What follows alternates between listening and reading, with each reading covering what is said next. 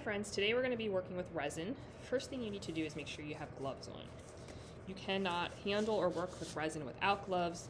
It is very sticky. Next, you're going to need to access the bottles of resin. There are two different bottles. You have resin and you have the hardener. Okay. You have to mix them in equal parts.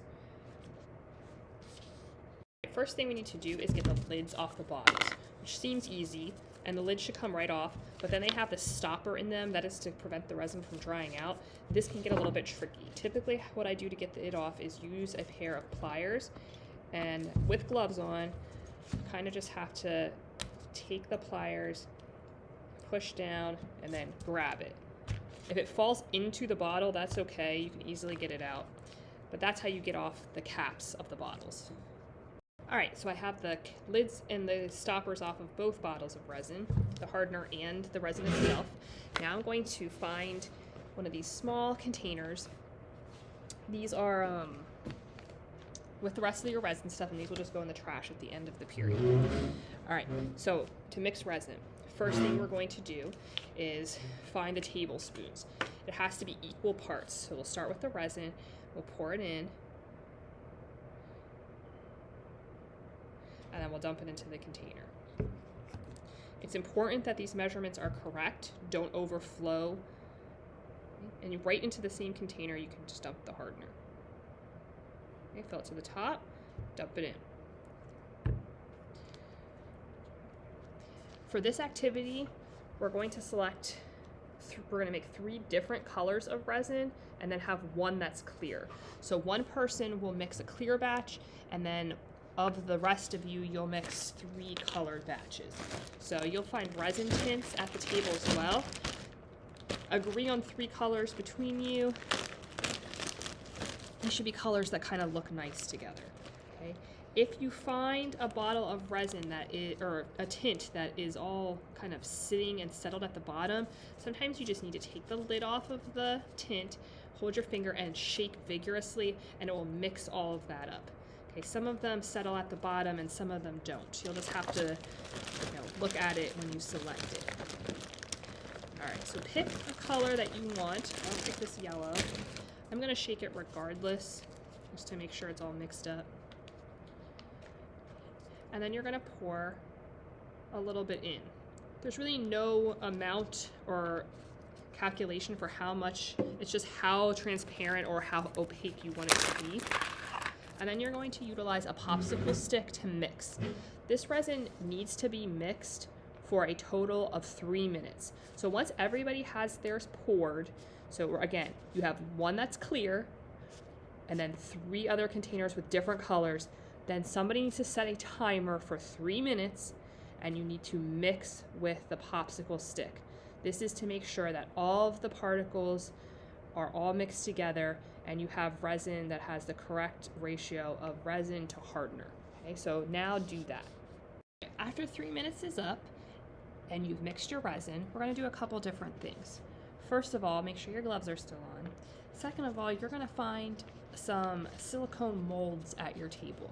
Find one, this one or the other one that has multiple sections you can pour into. There's a couple different things you can do with resin. One thing is to pour it into a mold like this. The mold has to be made out of silicone so it's flexible and you can easily pop out whatever it is that you made.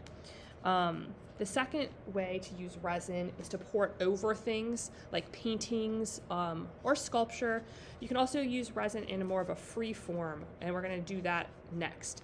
So what I want everybody to do at their table is to create one pour into a silicone mold. Just one, because we want to have a lot of leftover resin to create free form for everybody.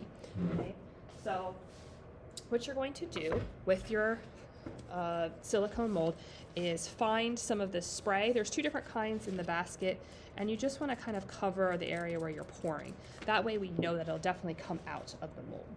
Okay, so I'm just going to make one with this rectangle, and this kind of thing, you can pour glitter in here or press flowers, but for this particular activity we're just going to pour in the resin. Okay, I'm just going to fill it up. and each person should do one.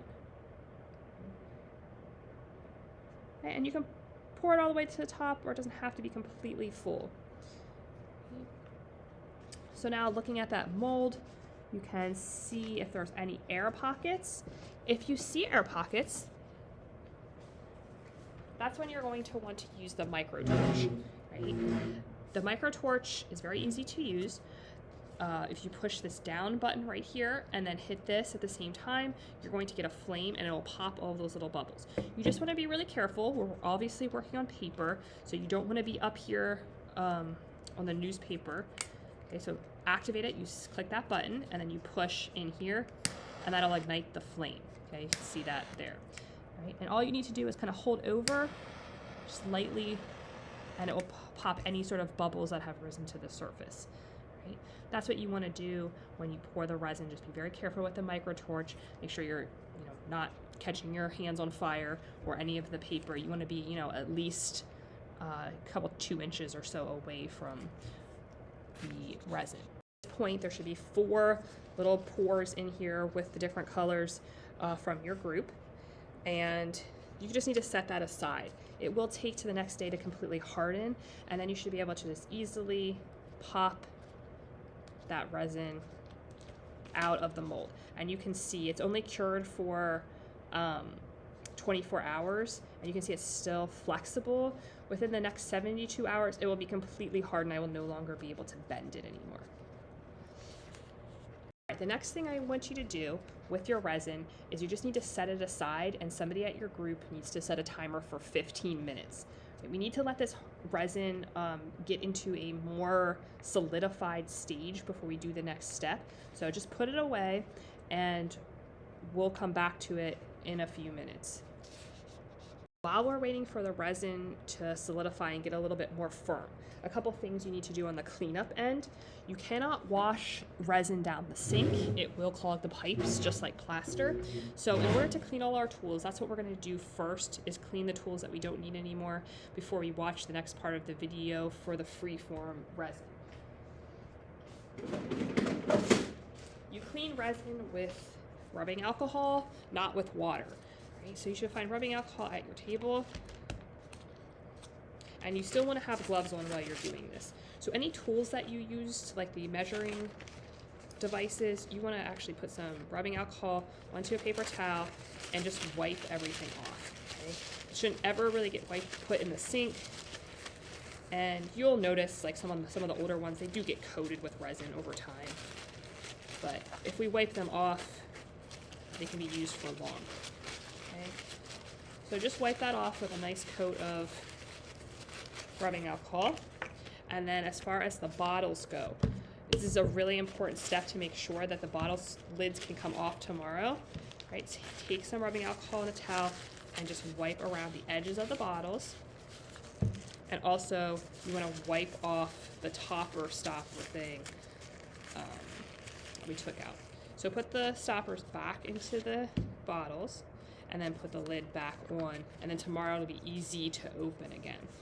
Right? Once you have all of your tools washed and all of the caps put on the bottles, it's time to look at the next part of the video that's going to show you what to do. So you're going to watch that while your resin is solidifying so that you're ready to move on once the timer goes off.